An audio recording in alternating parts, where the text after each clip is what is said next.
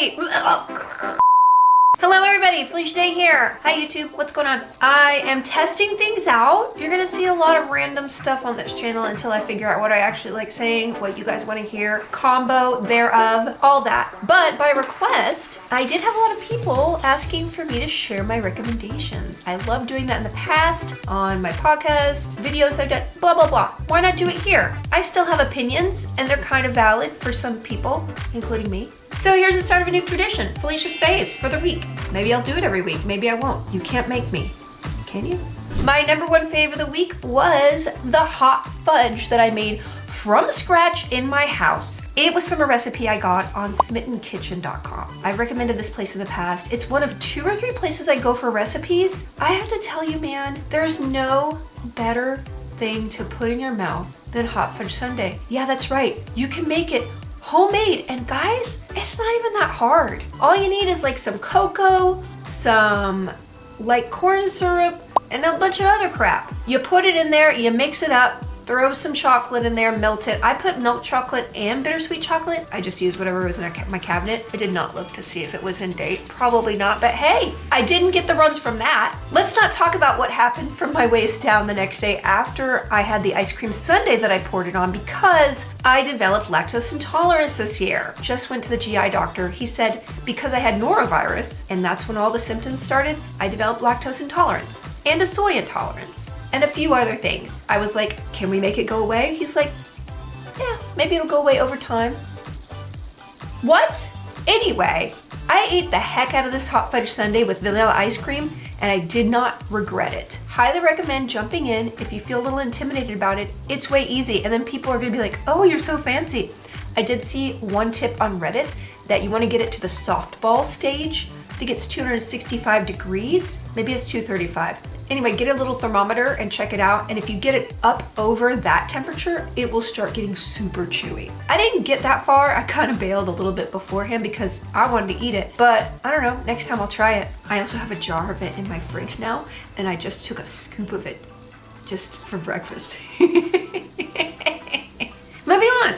Number 2 on Felicia's Faves this week are 2 card games. Why is this upside down? Felicia. Number 2 on Felicia's Faves this week are 2 different card games. Now, I would like to say that they're 2-player card games because that would go with the theme. They're not. This one's for 3 players and up. But I did play it with 2 players because I played it with my daughter. You probably remember a show called Tabletop that I did with my friend Will Wheaton. I produced that. We did so many incredible games, a lot of which are on my game wall. But lately, I have an 8-year-old, and ever since she was born, I've really not been able to do a regular game night with my friends, which is sad.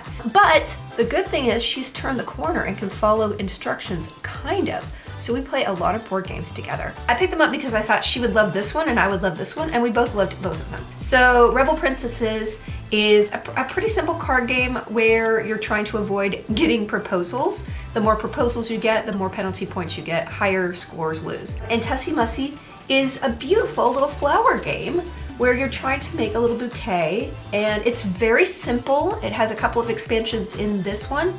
It's by Elizabeth Hargrave as well, who did Wingspan, which is one of the most classic board games invented. Highly recommend both of these games for anybody of any age, but my kid picked them up super easy, and she enjoyed the themes of them a lot.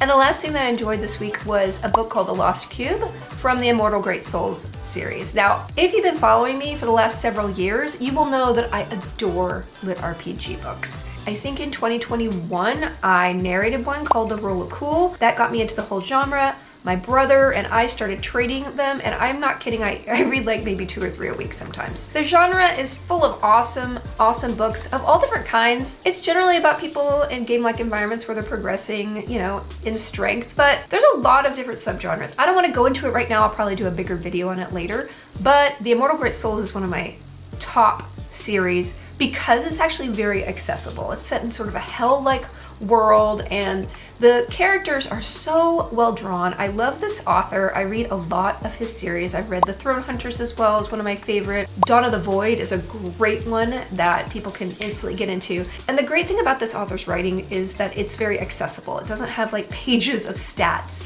In fact, he kind of avoids stat building entirely. So it's more of a progression. I don't know about all the labels. All I know is that I really like his writing. and this fourth series in the Great Immortal Souls book, which took a while to get to, but hey, this guy has so many books. I don't know how he writes this fast. I'm jealous. I love it. Can't wait for more. And I highly recommend it if you want to dip a toe in this genre. Other books I really love in the genre are Dungeon Crawler Carl, Apocalypse Parenting. You know what? I'll just do a video. You can also check my Goodreads account. I have been uploading all the books that I've read in the last several years. Not done yet, but you'll see lots of lit RPG, progression, cultivation, all of that in different shelves in my account. So check it out. All right, those are my top 3 things this week. I might do more than 3 going forward. I might do 1. Felicia's faves, this is it. Or none, who knows? She might get nothing, but I'll make a video about it. I don't know. Guys, I'm just trying this YouTube thing out again, and I'm trying to make it as easy as possible. Jen, the editor, is having to sift through some of the worst crap to get a video that's comprehensible, and I apologize. Anyway, so leave a comment about, anything, as long as it's not insulting or talking about how old I look, because I get that a lot on Twitch. All right, screw those guys. And you, if you're gonna say it. That was hostile. All right, bye.